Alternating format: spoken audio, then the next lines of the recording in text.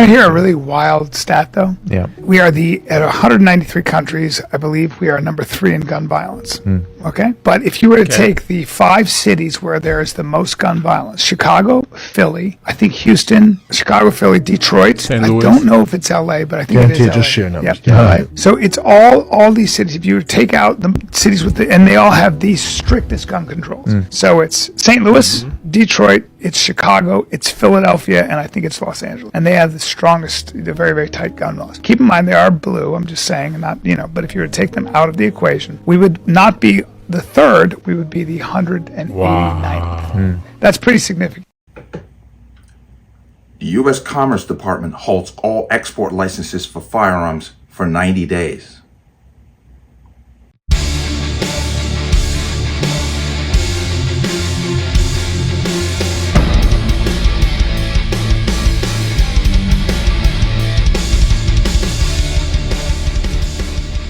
Welcome to another installment of the Connecticut Gun Bench. Today's video is brought to you by P.A.N. Firearms, LLC, P.A.N. Firearms for NRA certification and multifaceted gun training. You can reach us at 203-300-6343 or use our website at www.panfirearmsllc.com. As always, there'll be a link in the description box below. And if you like channel-like content, what I do here, you can support me with the link. Everything is appreciated. Once again, my PSA for my Connecticut residents. Make sure if you're going to get your Connecticut pistol permit, please get that training done before July 2024. Because after that, it gets longer, harder, and more expensive. Basically, to disincentivize you from going out and getting your permit to then get a firearm. For those of you who have your permits, watch the expiration date. Don't let it expire. Because if you let it expire, it's going to be longer, harder, and more expensive. Because you're going to have to do the new training requirements. So do not rely on the state to send out that renewal notice. Write it on the calendar, whatever you got to do, but keep an eye on your expiration date. Let's talk about this. This is an interesting story. It's been going on for a couple of months now, and I had noticed it back in October when they initially did this, but now it's starting to gain some traction because what it comes down to is the U.S. Commerce Department has halted all export licenses for firearms, ammunition, and certain optics for 90 days.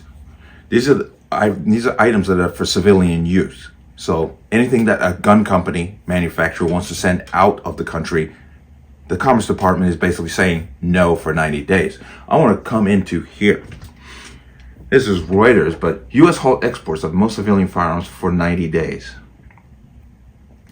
The U.S. has stopped issuing export licenses for most civilian firearms and ammunition for 90 days for all non-governmental users. Once again, they're creating privileged classes to exercise the rights. Now, it's not so much a right in other countries, but the Commerce Department said on Friday, citing national security and foreign policy interests, which they're absolutely not going to define. But the Commerce Department did not provide further details for the pause, which also includes shotguns and optical sights, but said an urgent review will assess the risk of firearms being diverted to entities or activities that promote regional instability, violate human rights, or fuel criminal activities. Now, isn't that just precious? This is the same U.S. government. Yeah, let's go back a ways to start there. Iran-Contra, do we remember that whole thing? Fast and Furious, do we remember that thing? But now they have issue with legal export licenses to move products from one country to another. They have a problem with it now when they were allowing firearms to go into the southern border unchecked, which were then used to kill people. But now they want to be careful about who gets a hold of these firearms that are coming in on an export license. You can't make this crap up, people. But the Commerce Department declined to comment beyond the posting on its website because they know they're full of crap. The halt covers most of the guns and ammunition that could be purchased in U.S. gun stores, said Johanna Reeves, a lawyer who specializes in export controls and firearms with the law firm Reeves and Dola in Washington. Reeves says she has not seen the Commerce Department take such sweeping action like this before. For sure, they have individual country policies, but nothing like this, she said. Now, here's the catch. Export licenses for Ukraine and Israel, as well as some other close allies, will be exempted from the temporary halt in exports. Because Ukraine is basically how certain political factions are greasing their political campaigns right now. That's why Ukraine will continue to get their stuff, because all that money that we gave them has to be justified somehow. It's such a dirty game. But U.S. companies that sell firearms, including Stern Ruger, Smith & Wesson, and Vista Outdoors, could be impacted by the export ban because they can't sell anything overseas. So that's their bottom line, this money. Overseas customers include distributors and stores that sell firearms. Now, since then, a number of Republican senators have banded together and said, what are you doing? And I want to come into here. Republican senators raised significant concerns on U.S. firearms export pause. A group of 46 Republican U.S. senators, that's pretty much all of them, asked the Commerce Department on Thursday to answer questions about its October 27th decision to temporarily stop issuing export licenses for most civilian firearms and ammunition for non-governmental uses. Well, we know why. Once again, it's to hurt the firearm manufacturers. It's just another way to hurt them.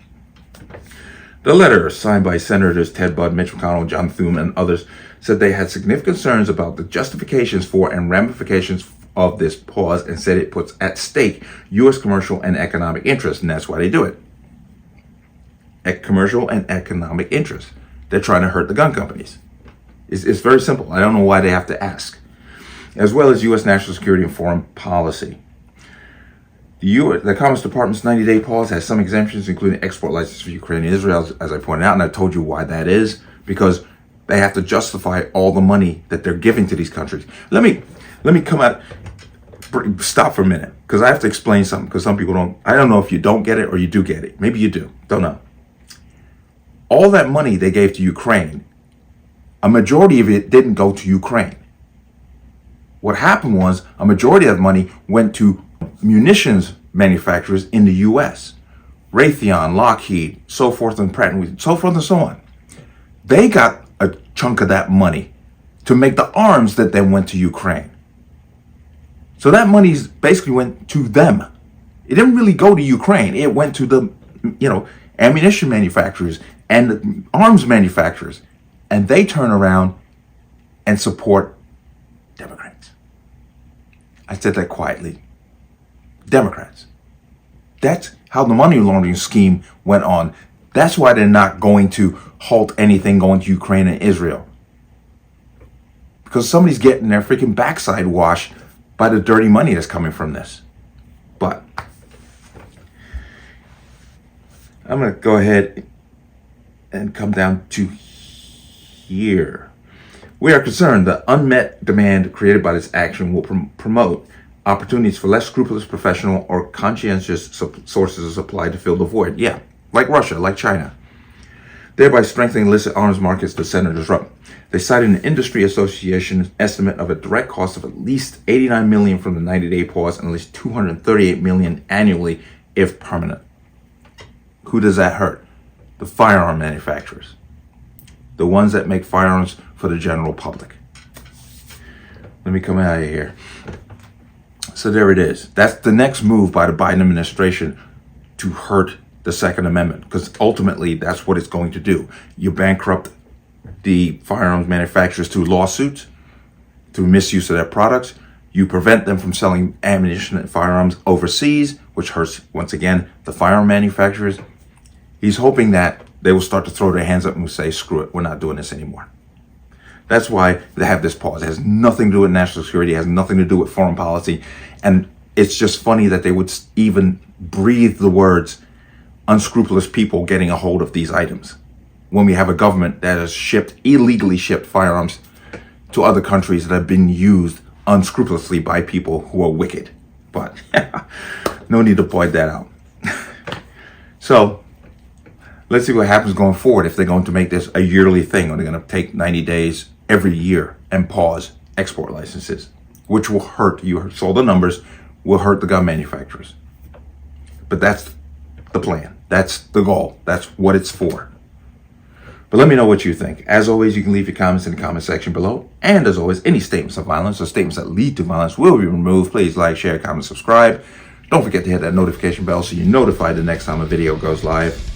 I will see you on the next one. Peace.